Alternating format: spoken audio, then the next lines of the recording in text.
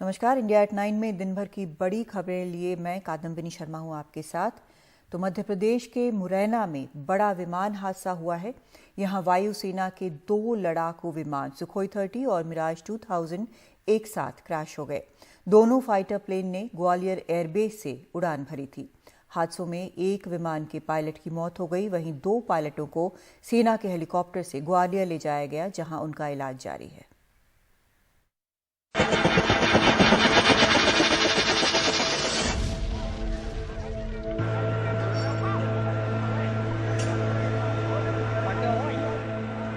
शनिवार सुबह मुरैना जिले के पहाड़गढ़ से 4 किलोमीटर की दूरी पर भारतीय वायुसेना के 2 विमान दुर्घटनाग्रस्त हो गए।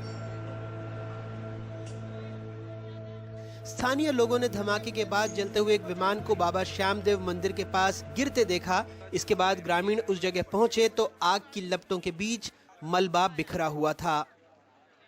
दोनों जो जेट विमान थे उनमें आपस में क्रॉस टकराए और टकराने के बाद एक क्रॉस हो चुका है आर्म 0 प्लस डिब्बन के बीच में, जिसको बिल्कुल स्थान बोला जाता है चरण। मैंने ये देखा था वो एकदम आग लगती हुई जा रही थी, तो एक आगे निकल गया था। फिर बाद में ये पता लगा कि ये एक दोनों प्लेन टकराने से यहाँ एक गिर पड़ा। हादसे के बाद 2 पायलट पैराशूट के साथ झाड़ियों में फंसे हुए थे, जिन्हें लोगों ने बाहर निकाला। दोनों पायलटों को सेना के हेलीकॉप्टर से ग्वालियर ले जाया गया, जहां उनका इलाज जारी है। 2 एयरक्राफ्ट इन्वॉल्व हैं, एक सुखोई है और एक मिराज है।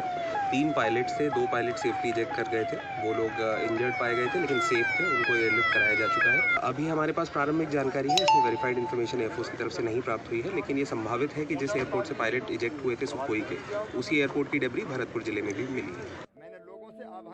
एयरफोर्स का विमान क्रैश होने पर मुख्यमंत्री शिवराज सिंह चौहान ने दुख जताया। वहीं वायुसेना ने इस मामले में जांच के आदेश दे दिए हैं।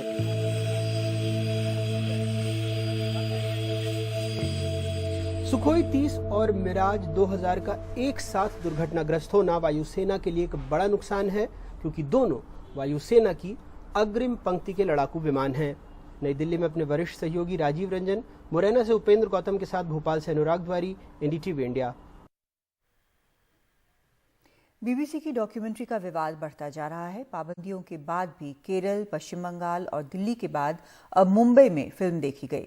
मुंबई में Tata institute of social sciences के छात्र आज समूहों में इकट्ठा हुए और लैपटॉप, मोबाइल पर बीबीसी की डॉक्यूमेंट्री को देखा। टिस में प्रोग्रेसिव स्टूडेंट्स फोरम ने फिल्म को देखने और दिखाने की तैयारी की थी। आयोजन कैंपस के अंदर ही रखा गया था और ये सब तब कुछ जब हुआ जब टिस प्रबंधन ने फिल्म दिखाने की इजाजत देने से साफ इनकार किया था। इन सब के बीच भारतीय जनता युवा मोर्चा के कार्यकर्ता टिस के गेट पर पहुंच गए और उन्होंने नारेबाजी के साथ विरोध जताना शुरू किया। बाद में पुलिस ने आश्वासन देकर प्रदर्शनकारियों को मौके से हटाया। आज जो हमारे देश में बीसीसी डॉक्यूमेंट को बैन किया गया है गवर्नमेंट ऑफ इंडिया के द्वारा, वो डॉक्यूमेंट को प्रोग्रेसिव स्टूडेंट फोरम ने स्क्रीनिंग किया गया है। आज एडमिनिस्ट्रेशन ने इसको रोका गया, नोटिस भी 2-3 नोटिस भी एडमिनिस्ट्रेशन ने दिया है। उसके होते हुए कैंपस में सिक्योरिटी फोर्स के होते हुए, महाराष्ट्र पुलिस के होते हुए प्रोग्रेसिव स्टूडेंट फोरम जो है आज बीबीसी डॉक्यूमेंट्री को स्क्रीन किया गया है। Democratic secular student forum on behalf of the whole student community we condemn the screening of this democratic BCC decode documentary. We also urge the TIS administration to take stringent action against the PSF Students Forum and also the student representative who supported it. Rajasthan में विधानसभा चुनाव नजदीक है और चुनावों से ऐन पहले BJP और कांग्रेस की गुर्जरों को लुभाने की कोशिश है। इसमें इसकी बानगी आज भीलवाड़ा में दिखी, जहां पीएम मोदी भगवान देव नारायण जी के अवतरण दिवस समारोह में पहुंचे।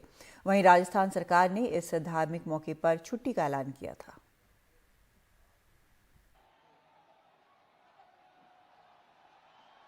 भगवान देव नारायण के स्थान मलेसरी में प्रधानमंत्री नरेंद्र मोदी का दौरा। राजस्थान में 10 महीने में चुनाव होने हैं और ये जगह गुर्जर समुदाय के लिए अत्यंत महत्वपूर्ण है। भगवान देव नारायण विष्णु का अवतार माने जाते हैं और गुर्जरों के लिए वो आराध्य देव हैं। प्रधानमंत्री ने वहां पहुंचकर भगवान देव नारायण को श्रद्धांजलि अर्पित की और साथ साथ गुर्जर वोट बैंक की तरफ इशारा भी किया। भगवान देवनारायण का अवतरण कमल पर हुआ था।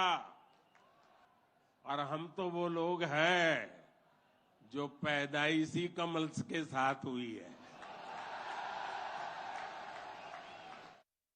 कांग्रेस भी जानती है कि इस साल चुनाव में गुर्जर वोट निर्णायक रहेगा। कांग्रेस ने प्रधानमंत्री के आने से पहले ही देव नारायण जयंती पे राजकीय अवकाश की घोषणा की। पिछले चुनाव में भाजपा ने 9 गुर्जर समुदाय के लोगों को टिकट दिया था, वो सभी हार गए थे।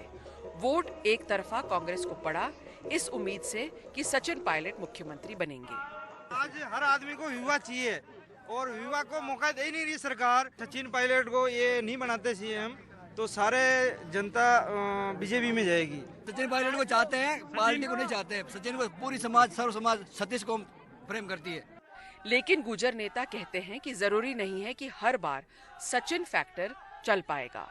सचिन फैक्टर कितना इम्पोर्टेंट है इस बार? बिकॉज सचिन वो नहीं कहते हैं कि वो गुर्जर लीडर हैं, लेकिन कम्युनिटी से बहुत जुड़ाव है ही। जी देखिए, ऐसा है कि एक फैक्टर है, इंडिविजुअल फैक्टर है।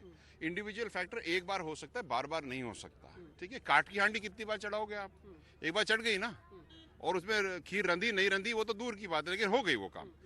उस चक्कर में हमारे 13 विधायक हार गए। भारतीय जनता पार्टी में जो गुर्जर समाज के थे वो हार गए। वो टीस समाज में है, वो रहेगी और वो टीस इस बार मिट जाएगी। जाहिर है गुर्जर समुदाय में मुद्दे कई हैं और गिले शिकवे भी, दोनों कांग्रेस और भाजपा से। आरक्षण का अभी हमारे नवी सूची में नहीं डला है, वो भी हमारा मुद्दा था। लेकिन आपको आरक्षण तो मिल रहा है, 4% मिल रहा है। लेकिन आरक्षण वो नवी स्थायी नहीं है मैम, वो स्थायी कभी भी अस्थायी है। वो धर्म काटता भगवान घोषणा कर देता, कोई घोषणा नहीं मोदी घोषणा नहीं हुई, आगे चले गया। ठीक है, तो कई मिलीजुली प्रतिक्रिया मिल रही है यहाँ पर। एक क्रेज है, जैसे वो कह रहे हैं कि काफी उत्साहित थे उनकी यात्रा को यहाँ पर लेकर, लेकिन साथ में कई ऐसे मुद्दे थे जैसे आरक्षण का मुद्दा है या गुर्जर रेजिमेंट का मुद्दा है, और ऑफ कोर्स सचिन फैक्टर जो है वो एक बड़ा फैक्टर रहेगा इस चुनाव में। मालासरी से कैमरा पर्सन कानन पात्रा के साथ हर्षा कुमारी सिंह, एनडीटीवी इंडिया। राहुल गांधी की भारत जोड़ो यात्रा अब समापन की ओर बढ़ रही है, श्रीनगर के रास्ते में है।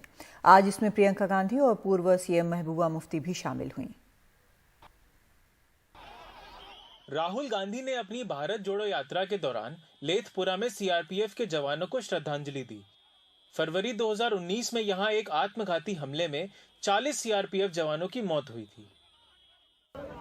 लेथपुरा पुलवामा, जहां 2019 में आत्मघाती हमले में 40 सीआरपीएफ के जवान मारे गए थे, वहीं आज सैकड़ों लोगों ने भारत जोड़ो यात्रा में शिरकत करके जोड़ो जोड़ो भारत जोड़ो के नारे बुलंद किए।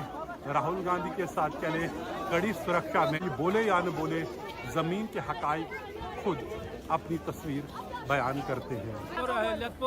तो कभी यहाँ धमाके हुए थे, यहाँ आज इतने लोग, हाँ बिल्कुल यही यहाँ चढ़ाई पे होता, तो आज उस दिन धमाके और आज इतने भारत जोड़ो में शिरकत कर रहे हैं आप लोग। ये क्या इतनी फर्क क्यों आई? हाँ बहुत आया, बहुत आया। बदल गया सारा। राहुल गांधी की यात्रा शनिवार को जब अवंतीपुरा से शुरू हुई तो उसमें महबूबा मुफ्ती, उनकी मां और बेटी भी शामिल हुए। बाद में प्रियंका गांधी भी यात्रा से जुड़ी और भारी भीड़ के साथ कश्मीर के केसर के खेतों के बीच से कारवां बढ़ता रहा। पुलिस का कहना है कि शुक्रवार को यात्रा में खलल पड़ने के बाद अब 3 परत वाला सुरक्षा पहरा यात्रा को दिया जा रहा है। कांग्रेस ने एक दिन पहले राहुल गांधी की सुरक्षा में हुई चूक को गंभीर मसला बनाया था। हम लोग 3 टायर प्रोटेक्शन दे रहे हैं और पूरा सिक्योरिटी इंतजाम है, यात्रा ठीक से चल रही है। अब पूरे अरेंजमेंट ठीक ठाक है, वहाँ पर है, कोई दिक्कत नहीं होगी और ट्रैफिक वालों डाइवर्ट कर दिए। कल कोई सिक्योरिटी लैप्स कुछ नहीं हुआ था, बिल्कुल बहुत सारे पीपी जो है पैदल मार्च काफी किए पूरा। रविवार को भारत जोड़ो यात्रा श्रीनगर पहुंचेगी और डल झील के किनारे नेहरू पार्क पर यह यात्रा पूरी हो जाएगी। कश्मीर से नजीर मसूदी की रिपोर्ट, एनडीटीवी इंडिया।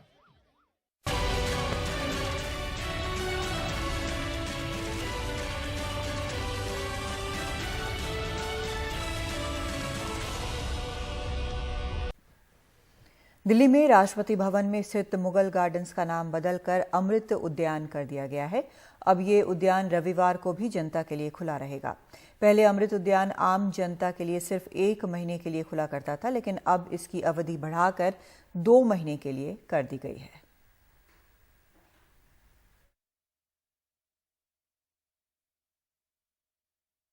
बहुत देश के लिए प्रसन्नता का विषय है कि जो राष्ट्रपति भवन के जो बगीचा था, जो गार्डन्स थे, उनका नाम जो है मुगल गार्डन से हटकर अमृत उद्यान हो गया है।